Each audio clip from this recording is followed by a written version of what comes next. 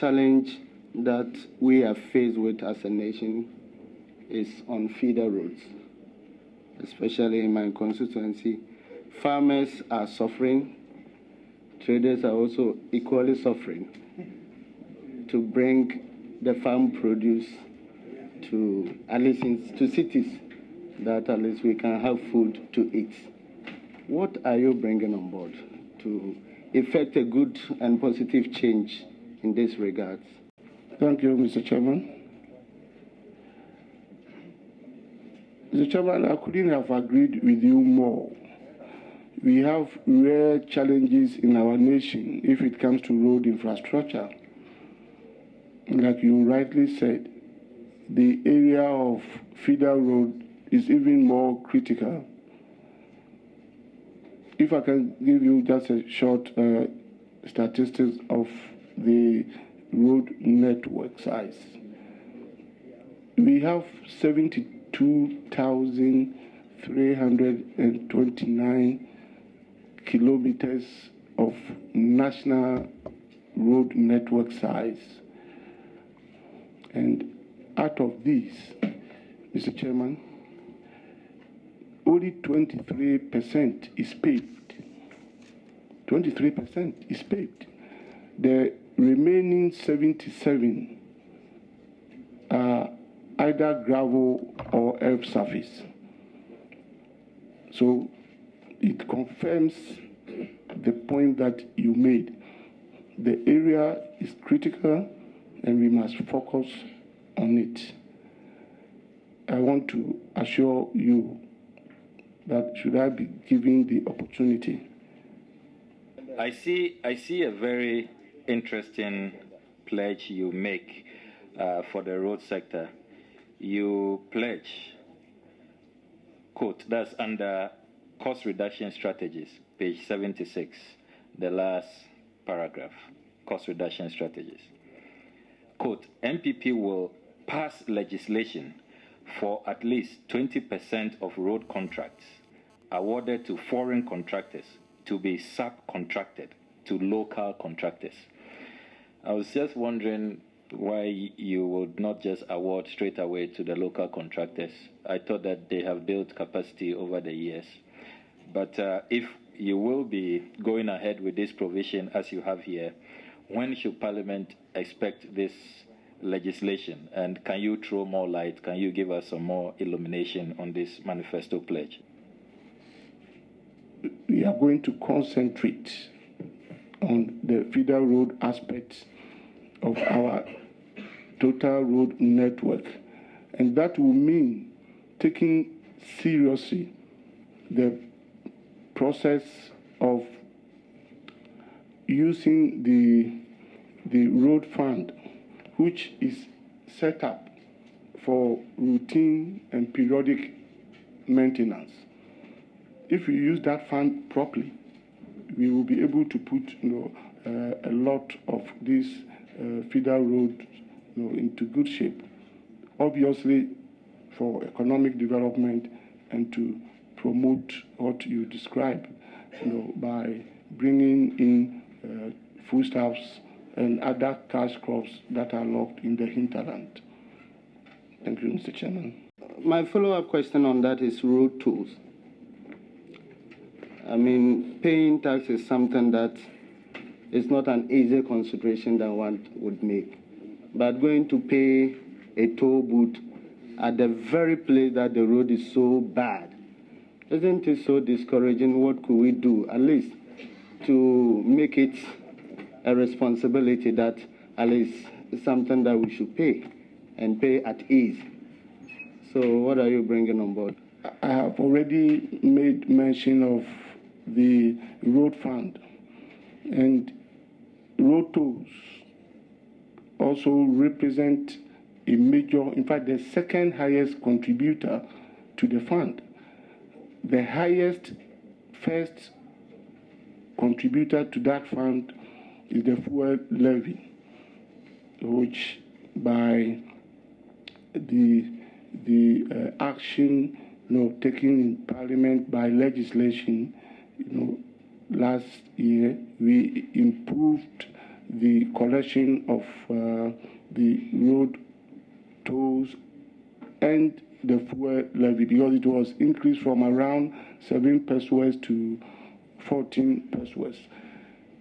So I agree with you. But if you take all the toll booths in the country, as at now, we have 35 nationwide. And out of these 35, is only 4 that are automated. And the 4 are the one at Kwasi Amoako, the Accra Plaza, the Tema Plaza, and the Amasaman booth. These are the Chairman, sorry, if the nominee can focus on what will you do to improve road tolls? What will you do to improve road tolls? Honourable member, sorry I had to interject. Okay, so that you don't want to hear Yes. Amasama, and then tomorrow is Balagu, and then tomorrow is another town. We want to know what he'll do to improve road tolls, Honourable. Thank you, Mr. Chairman. Mr. Chairman, I was coming there. I only wanted to lay that little foundation because what I will do to improve upon the toll correction is to automate as many of them as possible. And only 4 are currently automated. And those that are automated are giving us almost maximum corrections. The 31 are not. We have 31 that are unautomated. But it's not each one of them that can be automated, because the cost involved in automation cannot do that. So I would ensure that those that can be automated will be automated to improve. Thank you very much. I think I'm done. We expect this automation to start with what number? 4, 5, 6. When should we expect that you will take the initiative to automate, so that we know for each year we should expect that 4, 5, moving towards the 31. Thank you, Chairman. Thank you, Mr. Chairman. Mr. Chairman, as at now, I believe sincerely that automation is the way to go to improve revenue from the toll booths.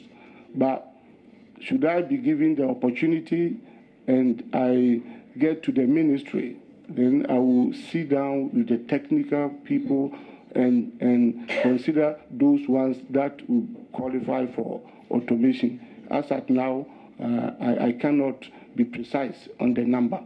Thank you, Mr. Chairman. I said I wasn't going to ask my friend any question. But seeing that he wants to... No, since he's eager to answer my question, I'm going to ask him this question. I don't know what your brief tells you, but cocoa roads are very important roads in the whole makeup. What are you going to do to make sure that cocoa roads are properly realigned to be part of the ministry that you are going to? Mr. Chairman, I'm sorry I'm not getting the question properly. I do not know exactly what is meant by the realignment. If that can be clarified so that I can give the appropriate answer. Sometimes Cocoa Board tends to do the cocoa projects outside the Ministry of Roads and Highways. I don't know whether your brief about the road situation included that of the cocoa sector, and what will you do to have a composite idea of all the roads, whether it is done under cocoa roads or done under other projects? Mr. Chairman, obviously the Ministry of Roads and Highways cannot work in isolation. Even as the name suggests, we are talking about cocoa roads. And the best body, the best organization to identify the critical cocoa roads is the Cocoa Board. So if I get the opportunity, I will ensure that we collaborate with Cocoa Board. We collaborate with Cocoa Board first to identify where the cocoa rows are, and then we used the expertise and the competencies within the Ministry of Roads and Highways.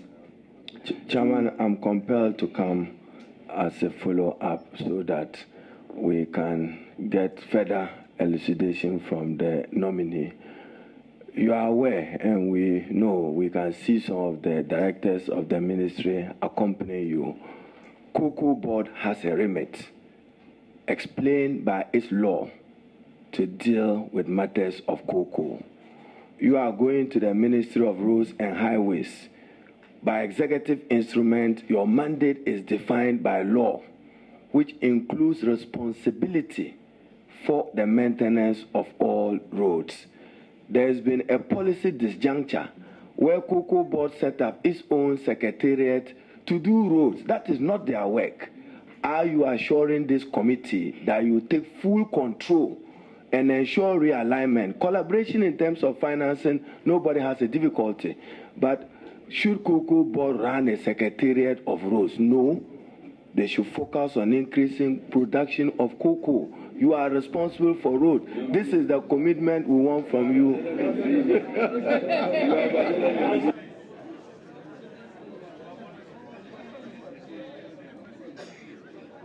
I think there was no question. It was an addition to your answer. So, can you answer another question? Chairman, I want his commitment because it's been going back and forth, and even on the floor of Parliament, we have difficulty tracking. For instance, Chairman, I'm forced to explain because when I look at the appendix of every budget, I want to be able to measure how much I've been spent on the road sector, and I want to capture money spent by Cocoa Board to support the road sector. This is the realignment commitment we want from him, Chairman. The reason I'm asking him not to answer is that really it is not for him. It is for the person responsible for cocoa to say you cannot. We will not take. His duty is to make sure those that are under him, if Cocoa Board decides to do roads and he has no power over Cocoa Board, eventually he may not be able to. Let him not give us commitments he cannot. I think that the appropriate thing is that we know what has gone wrong. Cocoa Board has been giving money. This is Honorable, our ranking member. In the past, they set money aside for cocoa roads, but it was implemented by feeder roads. Is that right? This time, they set the money aside and decided to implement it themselves. That is where the concept is. Can the Minister of Roads go and stop them? This is why I don't want him to commit himself. But anyway, if you want to answer that, I would insist that the nominee, you see, he is the President's principal legal advisor on roads and highways. Legal advisor? No, principal policy advisor on roads. If he wants to tell us that he will go and continue the status quo, let him say so. If he intends to go and correct what we see as an anomaly, let him say so. But I will insist that the question is answered. Mr. Chairman, obviously, if I am eventually approved by Parliament, my mandate will be to move the road sector forward, to make sure that the road infrastructure in this country is significantly improved. Should I get there and get to know that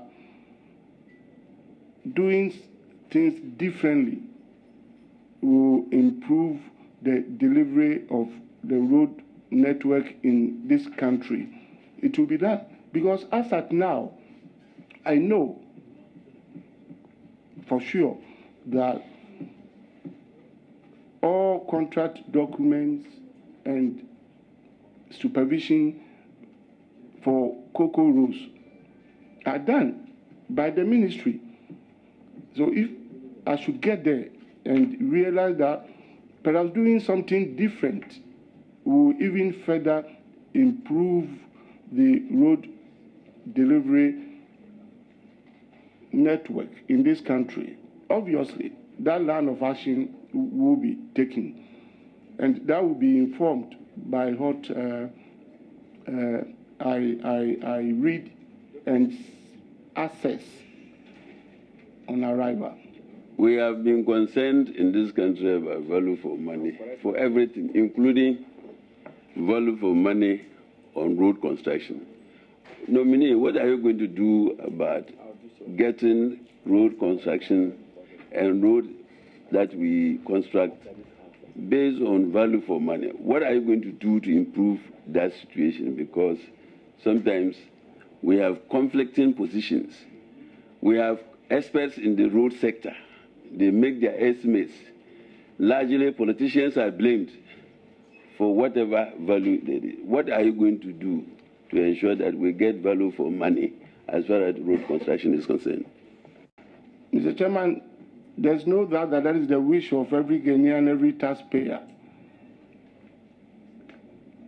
And all of us must ensure that we get the maximum benefit of whatever expenditure this nation undertakes, and for that matter, value for money.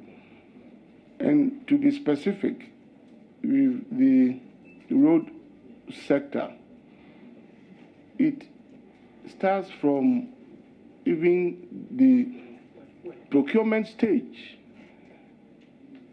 We have to ensure that as much as possible, all tenders are based on competitiveness.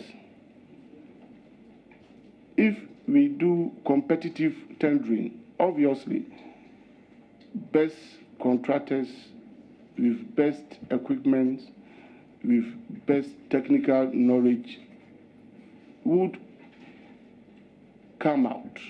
And once an award is made, then all supervising engineers, resident engineers must also do their work well. And if we have the two combined, getting excellent contractors out of competitive tendering, backed by good supervision from our competent engineers, obviously good work will be done and we will get value for money. Chairman, before the Honorable Lecturer, I should correct myself so that you expunge it from the record. My understanding, further to some details I have, is that it's not Cocoa Board that awards the contract, it's the Ministry of Roads. Further to it is your ministry which supervises those works. So those words related to me be expunged from the record. I got it wrong. So, but when you go and do your supervision well, that's just what I've been briefed. I thought that I should. Okay, thank you, Mr. Chairman. To continue in the spirit of the Constitution and to assure this committee that all the road projects that were being undertaken by the immediate past government will be continued and not discontinued. Mr. Chairman, even if you read MPP's manifesto, it describes the behavior where successive government had discontinued projects started by their predecessors as scandalous in our own manifesto. Again, Mr. Chairman, our own 1992 Constitution clearly tells us that governance is continuing. It continues. It has perpetual life. And whatever is started by the previous government is to be for the benefit of the people of this country. Money and resources would have already been spent. And these resources are taxpayers' resources. Mr. Chairman, I will simply say that unless it's very, very avoidable, and unless there are very good reasons, there is no reason why projects continued by previous government, started by previous government, should not be continued. There's no reason, either the immediate past government or even beyond. Any project started must continue to benefit the people of this country. Thank you, Mr. Chairman. My first question is, vulnerable persons and persons with disability, would you make a commitment that you provide employment for them to man the toll booths, and that whatever it is under your leadership, persons with disability can be assured of some employment to improve their livelihood? Thank you. Thank you, Mr. Chairman. Mr. Chairman, I am so excited by this question in particular. If GBC should go the memory lane, and if they have any means of preserving their news item, I was a campaigner for physically challenged people when I was the presiding member of Atiwa District Assembly, and even to some extent is Hakim, because I was always calling for greater recognition, and at some point, on 2-3 occasions, I even advocated that the toll booths should be ceded, to that federation. I don't know. Today, if Parliament so kindly approves my nomination, I will get that opportunity. And when I reflect on it, I don't know whether it's providence or it's like something you were advocating for is now in your hands. Chairman, that's noted. Mr. Chairman, I will end by saying that if I get the opportunity, all future contracts with whoever will be mining the tolls and the plazas, we are going to incorporate in their agreements to give a greater percentage of those employed in the booths to collect tolls. Not less than 50% of those engaged, to be given to the physically challenged, because it's one sure way. It's one sure way of giving them some employment. And if I get the opportunity, I will take it up as a tax, and I will make sure that is. Let me take you to a terrain that you are very, very familiar with. And Chairman, industrial roads, I know the Honorable Titus Glover started. Even within Tema, there are major complaints of the industrial establishment. They contribute to employment, they contribute to taxes. I just use the example, when you are driving from the police depot towards where latex foam is, together with the major church, where in the North Industrial Area, when it rains, like the 3rd June floods, all of them had their wares destroyed. And that itself becomes a disincentive for investment.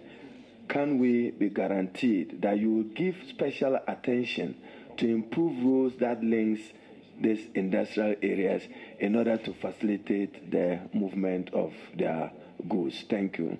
Mr. Chairman, obviously that should be the work that I should be doing with my colleagues in the ministry if I should be given the opportunity, because our task will be to improve the road infrastructure in our country in such a way that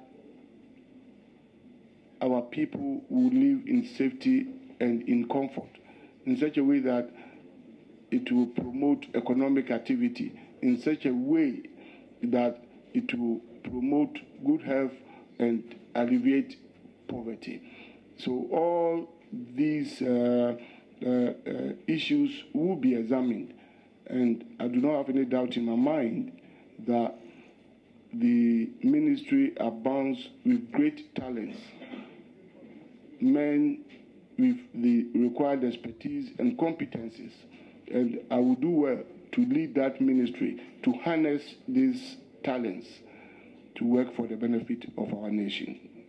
Thank Chairman, if I have your attention to proceed, going into an industry that is debt-driven, contractors, when you hear many of them complaining of hypertension, it is because you, Minister of Roads and government for that matter, will not ensure early payments for contracts that they have done.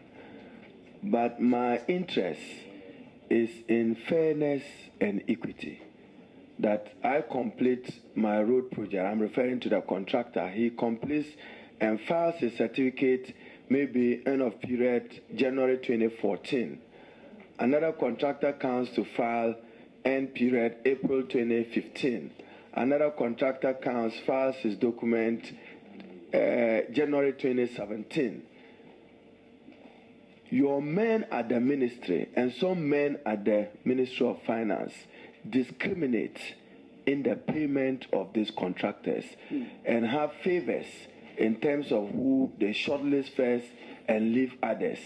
Can we have your assurance that you allow for more openness, more transparency, and that some categories are not disadvantaged simply because they cannot have access to the political leadership?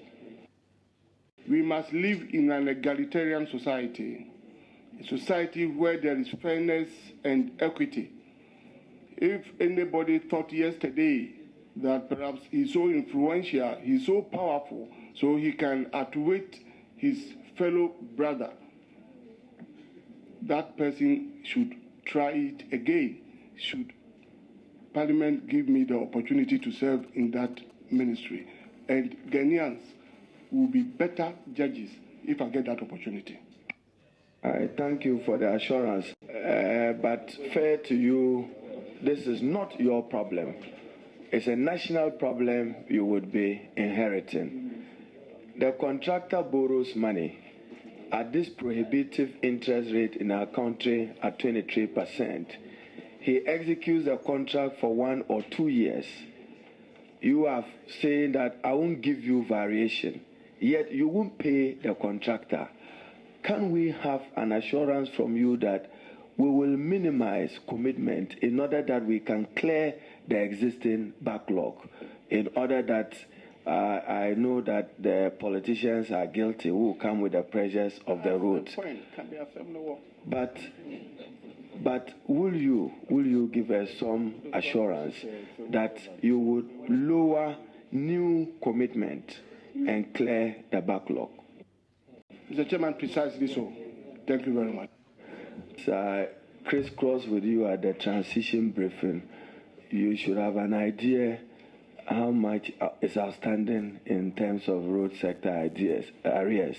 And I'm sure your first advice to the president will be that it will be difficult for him to pay contractors within 100 days as he promised. How much is the road sector arrears that you are inheriting in terms of outstanding debt? Mr. Chairman, I had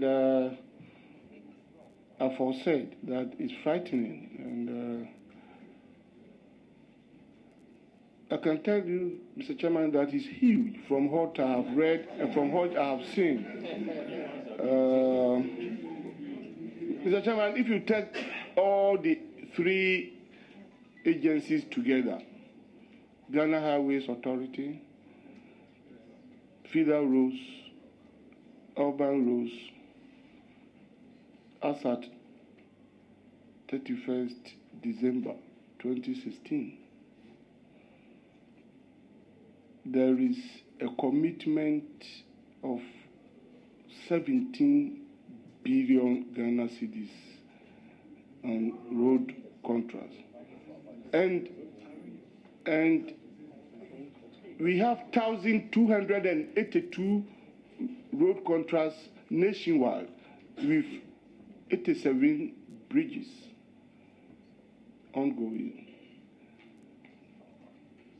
We have almost 900 million certificates raised and ready, resting and gathering dust at the Ministry of Finance unpaid. If you come to the cocoa sector, we have over 3 billion Ghana cedis outstanding. So it's huge, and this has to be managed very well and professionally. It's frightening. Meanwhile, the road fund, which is used to pay greater part of these funds, is only bringing in per annum 1.2 billion Ghana cedis. So it's quite frightening, and there is a huge funding gap. And the true state of affairs is that awards were being made without proper reference to expected inflows, funds to finance those projects. So those projects are ongoing, but they have to be managed well. Otherwise, all right, thank you. In the next few years and months, is going to be dangerous, and the current government will have to adopt a lot of innovative ways in dealing with that problem.